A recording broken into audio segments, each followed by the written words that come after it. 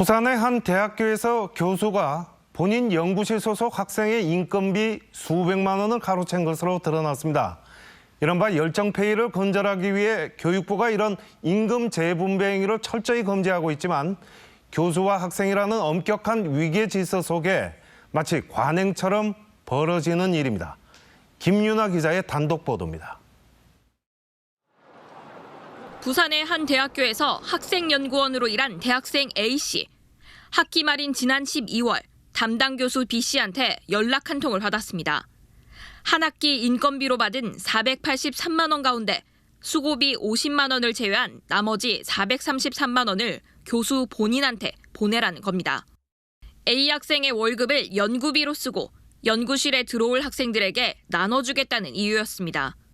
결국 A 학생은 지난 학기 세계재단에서 받은 인건비 가운데 액수가 가장 크고 아직 연구가 끝나지 않은 재단 한 곳에서 받은 273만 원을 교수 개인 계좌로 입금했습니다. 신고를 하면 저라는 걸 당연히 알 것이고 이미 이전에 했던 사람들은 다 그냥 조용하게 넘어갔는데 저한테 나중에 보복을 하실까 봐 진짜 두려웠었어요.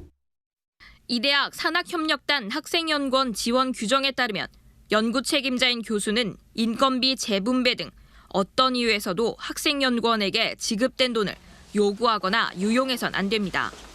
분배하는 것 자체가 안 되는 부분인데 원래 학생 인건비로 나가면 그 학생 인건비는 그 학생의 연구 그 인건비 돈이거든요.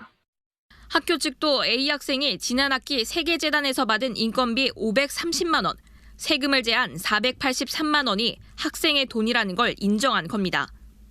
B 교수는 이 학생이 졸업한 뒤 앞으로 연구에 참여할 수 없어 지난 학기 인건비를 되돌려받았다고 해명했습니다. 졸업을 하게 되니까 이제 할 수가 없게 되잖아요. 그죠? 네가 일을 돕지 않고 할 수는 없는 거니까. 인건비를 토해내는 것이 제자의 도리라고 여러 차례 강조합니다. 돈을 어떻게 쓰느냐는 정말 있어야 되겠지만 학생이 어떻게 돈을 배분하냐. 학생이 국민이 알아서 하는 거지. 교육부는 교수가 학생 인건비를 회수하는 행위를 감사 대상으로 보고 있습니다. 교수님들이 뭐 이렇게 사적으로 좀 다시 달라라고 하셔서 가져가셔서 쓰신다라고 하면은 그 부분은 저희도 이제 뭐 금하고 있는 것으로. 학교는 연구비 부정행위 발생을 인지할 경우 내부 규정에 따라 자체 감사를 할 의무가 있습니다. A 학생을 담당한 교직원이 지난 12월 이 사건을 인지했지만 5개월이 지난 지금까지 학교 내 처분은 이뤄지지 않고 있습니다.